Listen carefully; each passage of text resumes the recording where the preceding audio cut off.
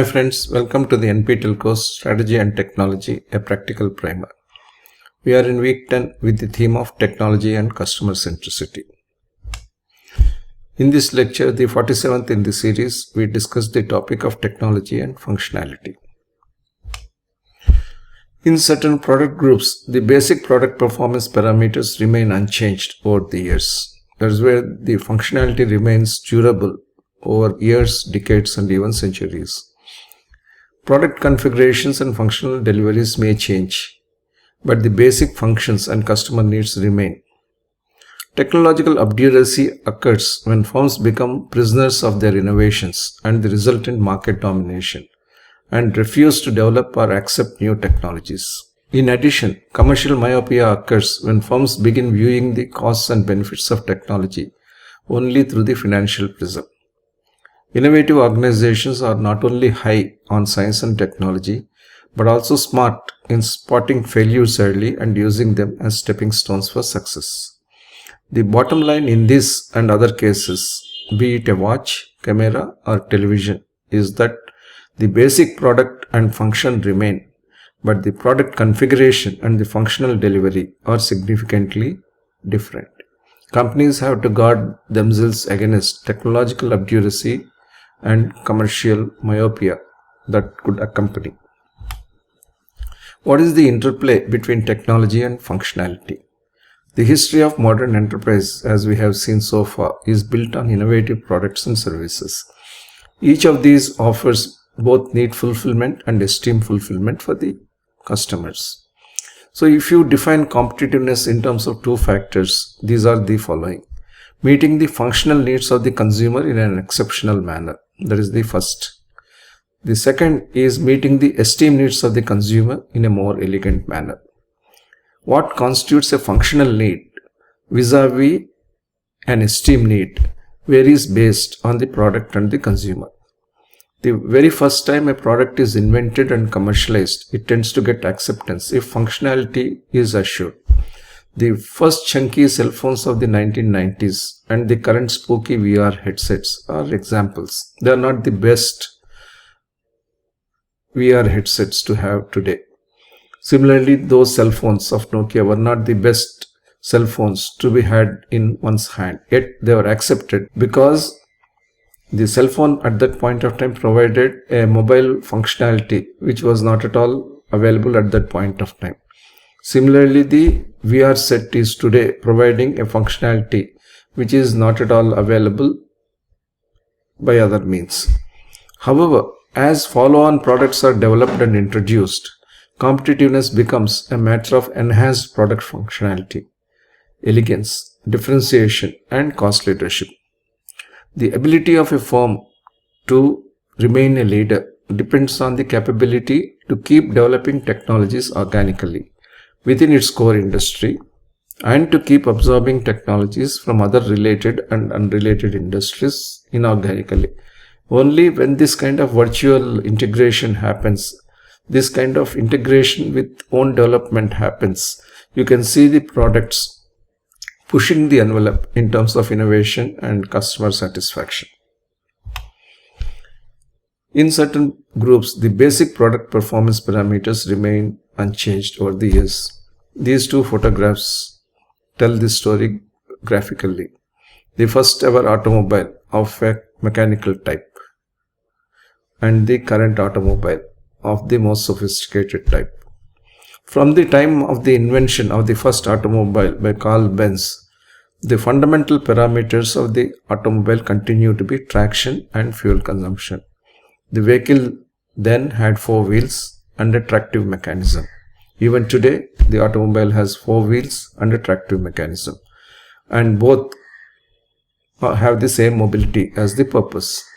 However, over time, a whole series of additional parameters such as shape, looks, aerodynamics, safety, reliability, maintainability, automatic transmission systems, off-road drivability characteristics, entertainment and communication systems, global positioning and navigation systems, lighting systems, and such other innovative features started to define and redefine the competitive profile of an automobile.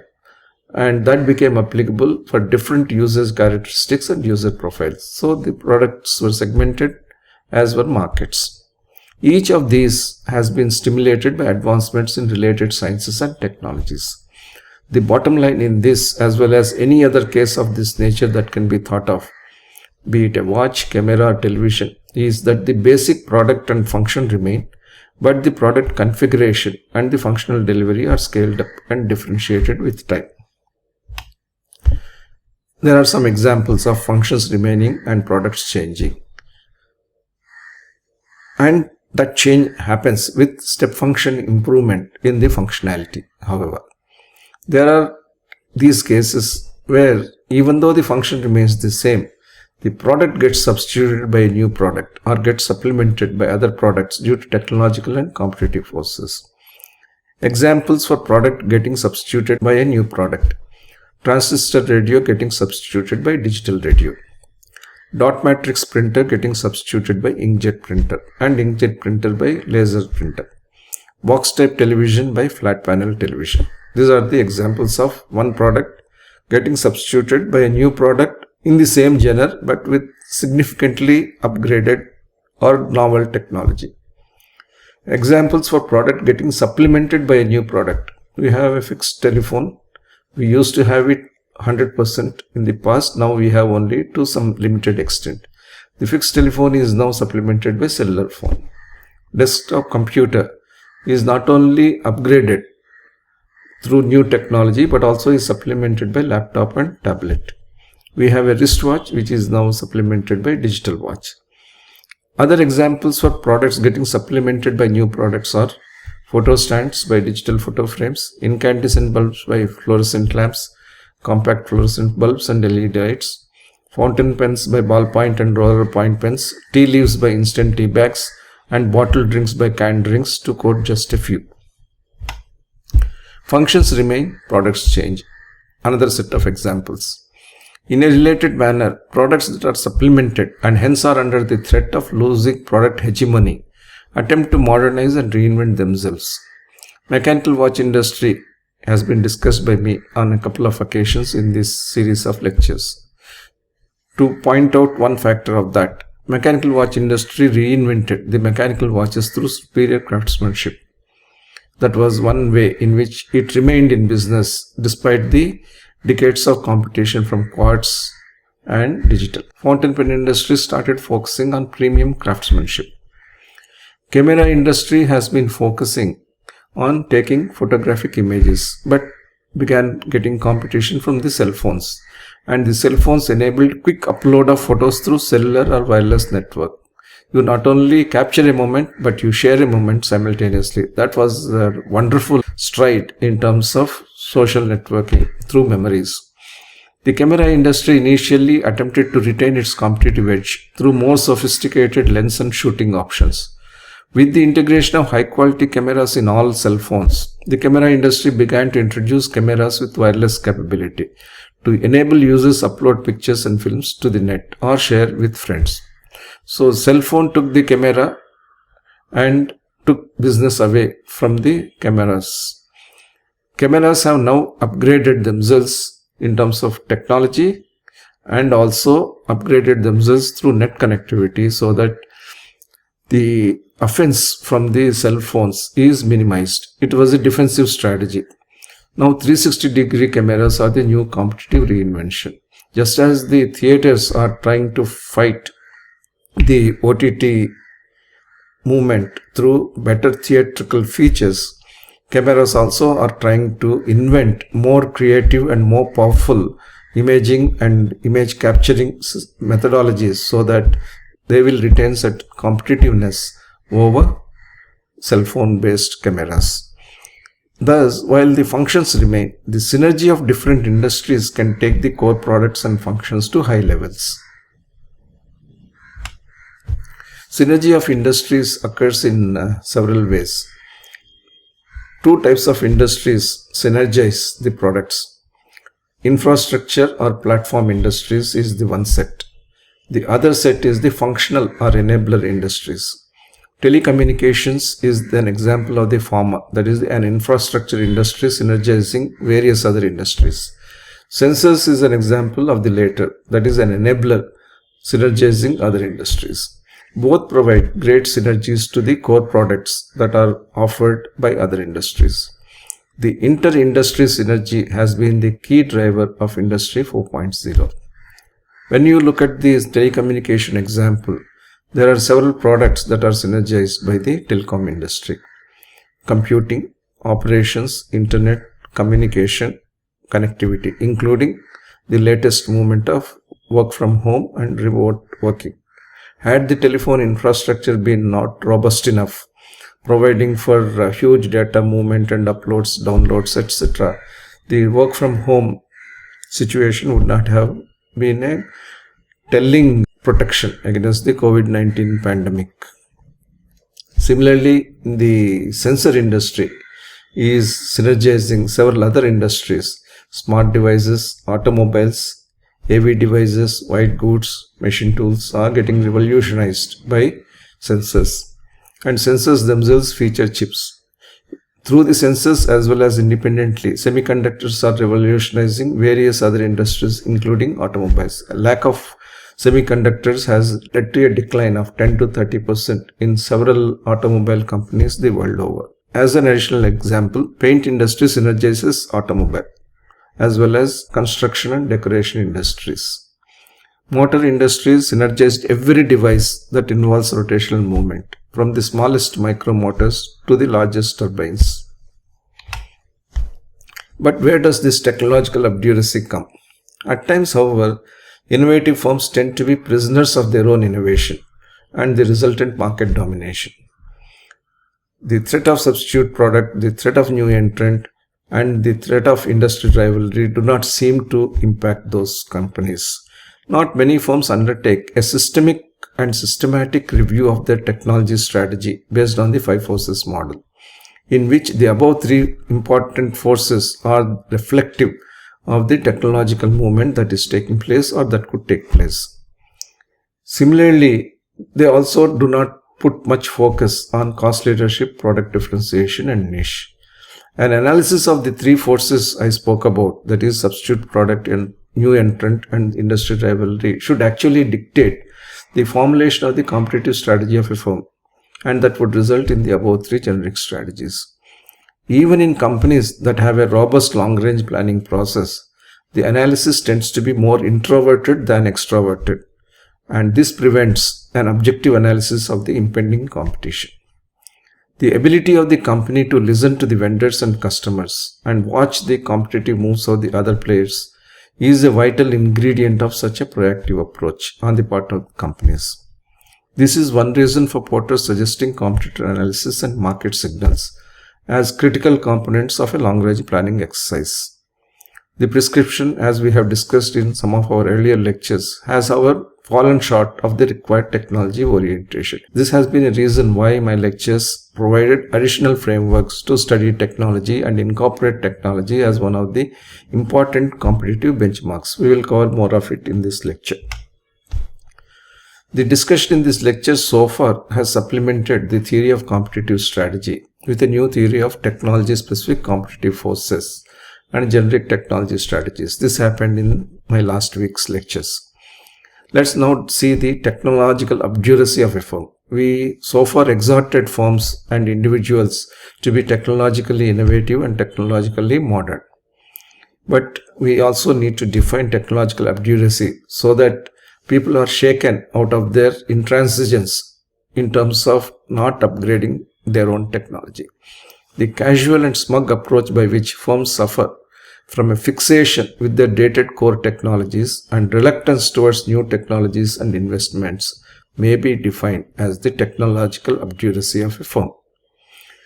The intransigence of the firm's scientific and technical leadership, enhanced by the unwillingness of its corporate leadership to invest the company's top dollars in genuine innovation, contribute to technological obduracy. So individually, the best brains that a company may have will become casual and smug over a period of time, and they get attached to their dated core technologies and display a lot of reluctance towards new technologies and investments, and that leads to technological obduracy.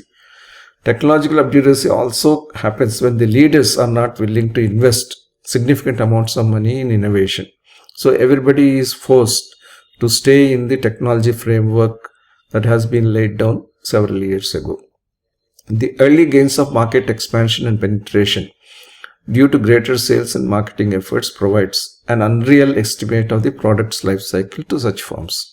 That is, because you have secured a foothold or a toehold in a market that is developing, or you are able to retain that foothold despite the availability of competition or non-development of demand for want of better customer features, you may assume that you are technologically okay, but it is not so. The real opportunity of technological innovation has not been explored by such firms and product developers. An extended product life cycle is certainly possible with annual and semi-annual model changes and such other strategies of life cycle management.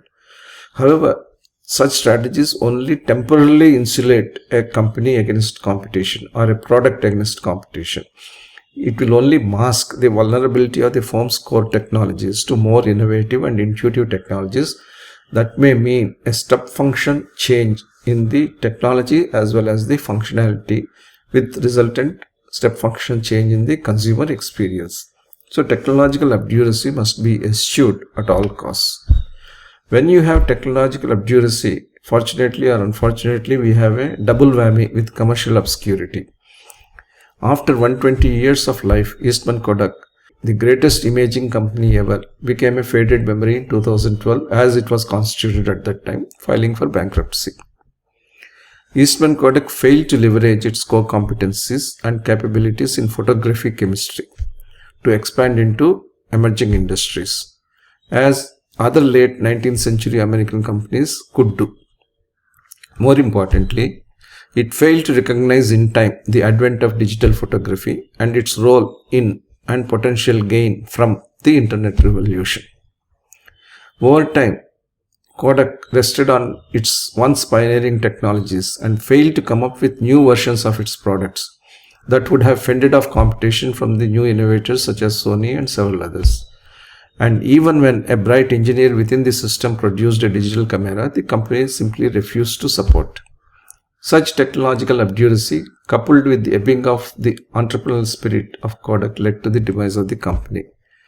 Though the company still has some business based on its huge patent portfolio, it is clear that the company's potential and performance faced self-induced atrophy due to its technological obduracy. While not in all cases technological obduracy leads to corporate demise, it does bruise segments of the business and it will impact operating performance and growth potential of the company in the overall. When you combine technological obduracy with commercial obscurity, you will have a toxic combination with which a company could be pushed into the oblivion. One of the classic cases of such bruise has been that of Sony in the television arena. Sony was obdurate about its cathode ray tube display technology, the Trinitron technology, and slipped into commercial obscurity until it revived its technology. Sony was the uncrowned king of televisions with its patented Trinitron cathode ray tube technology introduced in 1966. This picture tube has been the most innovative CRT technology ever introduced in televisions since the 1950s. With successive improvements, the Trinitron technology provided Sony with a perception of invincibility in the television domain. However, its obsession with CRT televisions made Sony somewhat blasé about the threat from flat panel televisions, yielding the pride of place to Samsung. The first commercial LCD was introduced by Sharp Corporation in 1988. And the Korean manufacturers Samsung and LCG began to drive the flat panel television market from the 1990s. Sony had to eventually withdraw Trinitron-based CRT televisions in 2008. To be able to stay in business, Sony had to buy the flat panels from Samsung and also enter into a joint venture with Samsung to ensure for itself an access to flat panels and flat panel technologies. This mistake, despite the several corrective measures, continues to haunt Sony. Even in the latest mini LED device revolutions, Sony is taking the displays from Samsung. Had Sony been the pioneer into the flat panel diversification at that point of time, probably Sony would have held sway over the flat panel market as it held this sway in the conventional televisions through its trinitron cathode ray tube. So not being obdurate about the technological gains of the past is one of the fundamental lessons for product developers. For Sony, an uncrowned king of electronics technologies, of course even to date, its failure with the television display technologies is a textbook case study of technological obduracy with commercial obscurity. There are also some other examples. The technology space has several other cases like Sony's. Microsoft Zune and Nokia cell phone are two examples. Microsoft's Zune music system failed to make its mark due to it being a standalone product without an appropriate music distribution ecosystem. The earlier versions of tablets launched in the early 2000s failed because of lack of appropriate tablet-friendly operating system. So Microsoft had two hardware-related failures in spite of the innovation, the Zune and the tablet. Nokia was very obdurate in terms of staying with its proprietary Symbian mobile operating system in the 2000s. And when it wanted to change the system, instead of assessing Android for its true worth, it went in for Windows Mobile OS because it wanted to have an exclusive operating system. And that mistake that was made in 2010s led to the decline and demise of its smartphone franchise entirely. Nokia has resurrected its brand through collaboration with a Chinese manufacturer, but Android is now the new power for Nokia's cell phones. A decision that could have been taken decades ago had Nokia decided to be wise about technological development and was not obdurate about the exclusive technological choice it thought it was making. Windows Mobile OS system of Microsoft itself lost business because of the unwillingness of Microsoft to seed it in as many third-party smartphones as possible. It didn't give opportunity as Android gave for others to create their own layers based on the Windows mobile operating system. It wanted standardization and it wanted to set terms as how it would license its software. Although it was a good software, it could not be standardized across the companies, and it was also demanding in terms of the other performance requirements for a mobile phone. So technological obduracy and commercial obscurity can plague not merely standalone companies, but even strategic alliances of companies. Failures of Microsoft with its Zune system falls in the former category, that is a standalone company failure. The failure of Nokia and Microsoft together with Windows Phone falls in the alliance category. One lesson we get from this is that the big are not infallible. Failures are not necessarily related only to firm level decisions or actions. Even collective participation of technological giants offer little protection against failures that are triggered by technological obduracy. We have this famous case of Sony versus Toshiba. Around 2001, a Sony-led consortium and a Toshiba-led consortium proposed their respective Blu-ray DVD and HD DVD formats and fought a bitter war for over 7 years, which saw the swaying of loyalties of the consortium partners, with Sony and technology being technology giants and Sony in addition being a media mogul. Toshiba's technological obduracy was no small factor in prolonging the war of formats, with several millions of dollars wasted until the Toshiba consortium called off its format in 2008. When multiple technological options exist, it is natural for firms to pursue their independent technologies to seek differentiation. But they should not be obdurate about their technologies. They should be conscious of the signs that technologies are not working or not taking off as they have been envisaged to. This requires perspicacity, it requires introspection, and it also requires sharp observation. The big are as much fallible in this area as small startups as well. Irrationality of obduracy. In spite of having such risks, obduracy prevails in terms of technological openness. Why does it happen? We can avoid or eliminate technological obduracy only if the organizations have such higher level capabilities.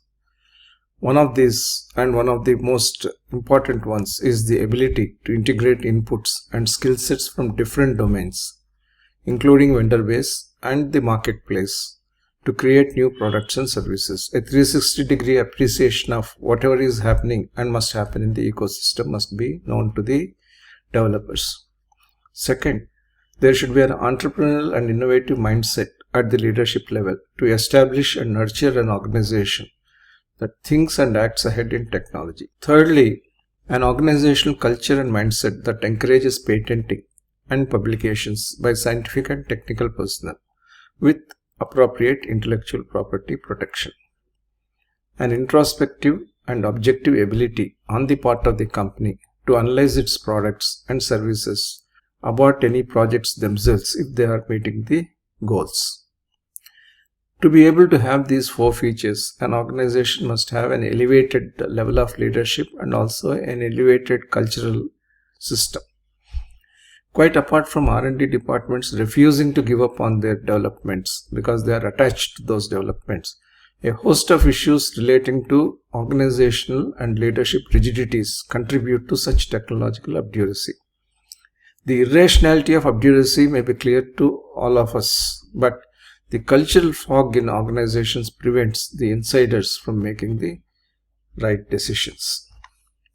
What are the causes for this irrational obduracy when everybody knows that it is not so appropriate? If the obduracy persists, it could be due to certain emotional and behavioral components of organizational life. Some important causes are summarized below. 1. The typical human unwillingness to admit failure of past success formulae, which extends often to even corporate behavior. This strategy, this product has fetched us success, so we should not think that that is going to be obsolete, will be the thinking.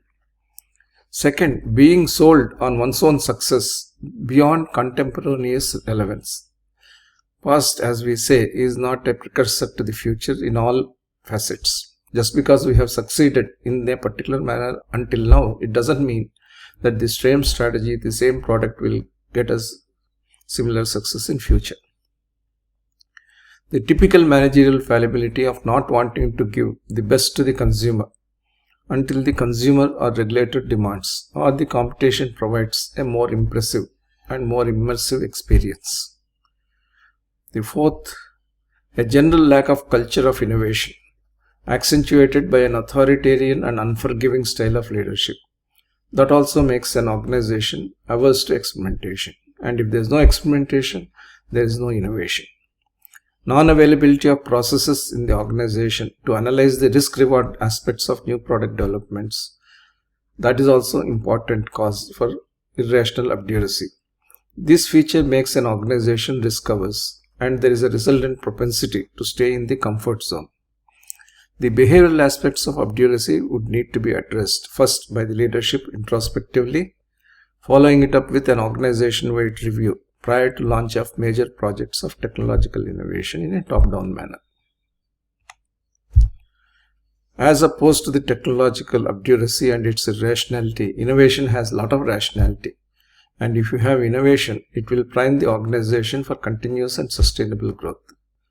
Innovation works on reinforcing core competencies. It leverages them to enter into adjacencies. And also it is a kind of virtuous situation where new competencies are welcomed. And it is a continuous transformational development that happens in such organizations. We have already seen the case study of Corning, wherein the company excelled itself based on its material sciences technologies. Corning survived and thrived by leveraging its core capabilities, the processing of glass substances, to develop a string of blockbuster products. From the glass for Edison's electric lamp, through the traditional TV tubes, the heat-resistant glass for missiles and kitchenware, the fiber optic cables that power the internet, and the glass for flat panel TVs, as well as the smart devices. Procter & Gamble also survived and prospered by constantly replenishing and expanding its product portfolio. By this way, it has emerged as a superior consumer goods company, meeting every conceivable need of consumers in personal products and personal hygiene domains. And it could also employ the right kind of consumer-friendly soft technologies. Toyota is another company with a sense of continuous innovation. Toyota has developed and integrated alternative drive and energy technologies to develop the world's leading hybrid vehicle press far ahead, and the company did that far ahead of the current global interest in electric vehicles or low emission vehicles. Hybrid technology, as I have explained earlier, also optimizes the use of gasoline power and electric motor power based on cruise conditions. But still, we can have a point or two against Toyota. We may wonder if Toyota became so obdurate of its hybrid technology that it refused to see the importance of other low emission technologies such as electric vehicles as well as hybrid vehicles, as well as hydrogen vehicles. Now Toyota has woken up and would like to pursue all the three approaches: 1, hybrid vehicle; 2, hydrogen vehicle; and 3, electric vehicle. The cultural anchors of rationality to overcome the irrationality of obduracy and bring in the rationality of innovation are as follows. In terms of the leadership culture, we should move from rigid introverted leadership to creative extroverted leadership. In terms of the marketing culture, instead of trying to give the customer what he or she is used to having, we should encourage customer to discover his or her needs. Manufacturing culture, instead of being a prisoner of own products and processes, we should liberate the operational thinking, manufacturing thinking to push the product and process envelope. And in terms of organizational culture, comfort of the known and the tried and tested marks the companies which are rooted in the rationality of obduracy. If organizations want to move to the rationality of innovation, they should accept risk. The risk involved in experimenting the new and the untried and untested.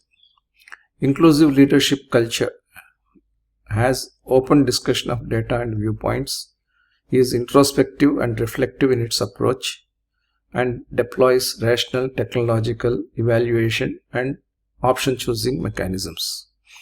It requires significant openness of leadership culture to be able to remove irrationality and embed rationality in organizational culture, systems, processes, and developmental activities.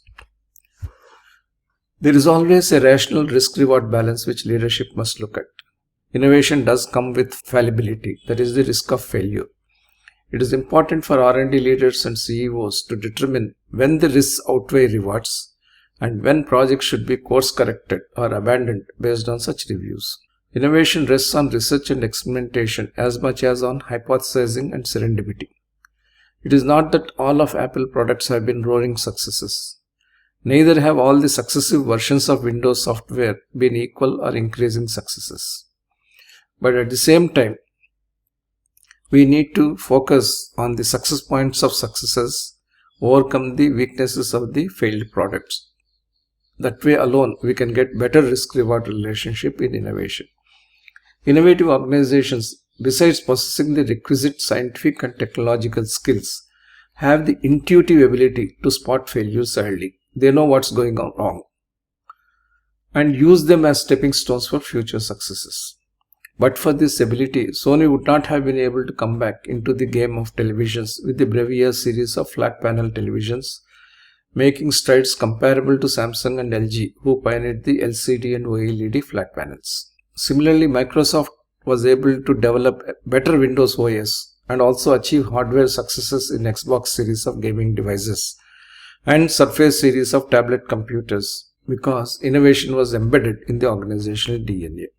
Such companies with a stronger core of innovation eventually overcome the irrationality, even if the irrationality occurs in parts, so that there is an overall restoration of rationality in the organization. Let's look at the case study of Zeiss, one of the very well-known companies for technological openness and innovation.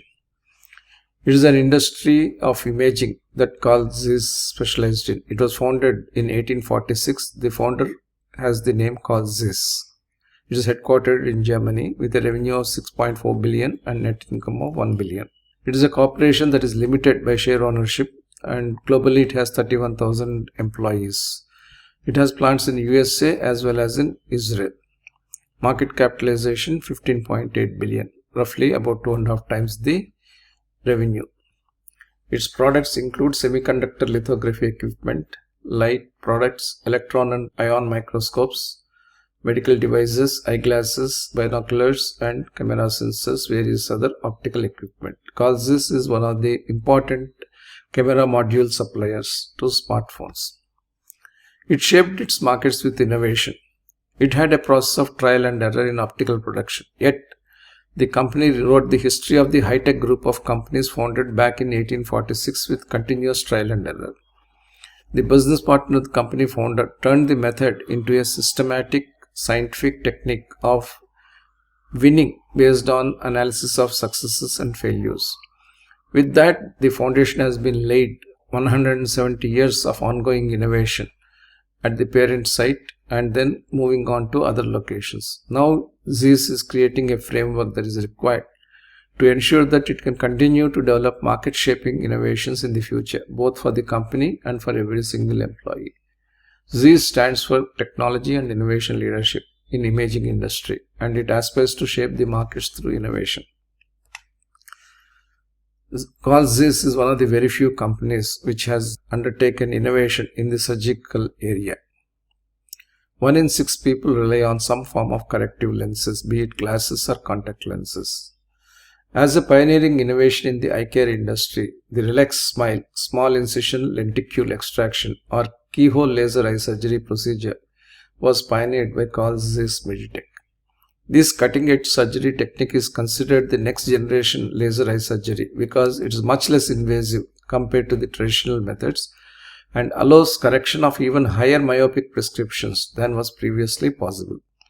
During the procedure, a state-of-the-art called Zeiss VisuMax laser places a series of precise pulses in the center of the cornea with meticulous 3D placement accuracy. These pulses form bubbles that are less than 1/100 the width of a human hair, outlining the tissue that is then removed by the surgeon to change the shape of the cornea. No flap is created like in conventional laser eye surgery, so the healing time is much faster and thus safer. The procedure takes no more than few minutes for correction of both the eyes, and it gives the patients an assurance to overcome the fears associated with this procedure, because everybody considers eyesight as the most important faculty that we possess, and therefore people are averse to trying out new techniques. But this innovation provides all the assurance that is required. In vehicle safety also, Zeiss has pioneered. It has extended its optical technology to strengthen driver and driving safety in automobiles through its drive safe lenses. There were 3 key areas of improvement Zeiss was targeting with this technology: reduced glare, enhanced vision, and better visibility in low light conditions. Since this technology is integrated into traditional glasses, the benefits are seamless to everyday activities. Zeiss claims its lenses can reduce glare by up to 64%. Drive-safe lenses can be bifocal or varifocal for reading, though Zeiss doesn't yet offer the technology for sunglasses. Traditionally, most vehicle safety technologies have been controlled by automotive manufacturers. It is the first time that a component maker is coming with technologies that are more aligned to the consumer's lifestyle and consumer's requirements. These lenses are relatively cost efficient, with prices being dependent on lens material and prescription level. They are also not vehicle dependent. They are applicable for all types of vehicles, be it a sedan, SUV, sport car, or even on a motorcycle. They offer the same glare reducing benefits. These innovations have helped the company achieve strong growth. It has an industrial quality and research organization which held its own thanks to the innovations and integration of acquisitions, both in industrial quality inspection and microscopy solutions for research. There are 4 aspects to this. One is the acquisition selectively. A leading provider of hardware and software for automated 3D coordinate measuring technology provided significant leg up. In the consumer market segment, the Vision Care Strategic Business Unit utilized the growth opportunities of dynamic economies such as China and Brazil and successfully expanded its market position. Business with professional movie and camera lenses also showed an upward trend. In the medical technology segment, the company came in with new lasers and new cataract surgery systems and equipment. And the Zeiss portfolio in vision correction is one of the most formidable portfolios globally. And despite a generally more cautious and less consistent development in the semiconductor industry, that segment of the business achieved healthy growth because of EUV lithographic optics, and the revenue of this division also has gone up to a considerable size. Zeiss formed a central task force early in January 2020 when the world faced pandemic of COVID-19. The Zeiss group measures were derived in the pursuit of 4 objectives that aim to alleviate the impact of the coronavirus-induced crisis. First, safety, to protect the health of all its employees. 2, continuity, to ensure business continuity to the best possible extent and to support customers across the globe. Third, stability, to combat the economic impact of the pandemic in a targeted and phased manner. Fourth, recovery, to leverage market opportunities and strategic options arising from the new situation, especially in the semiconductor and medical technology fields. To be able to do that, the company started adopting and deploying what it had the best in terms of know-how, materials, technical devices, and plenty of volunteers too. Zeiss achieved a better understanding of the virus by partnering with researchers for scientific discussions and scientific experiments, and used equipment such as Zeiss Cell Discoverer 7 in this process. It also assisted with intubation for COVID-19 patients. Zeiss Medical Technology has been working on solutions that shield medical staff from infections.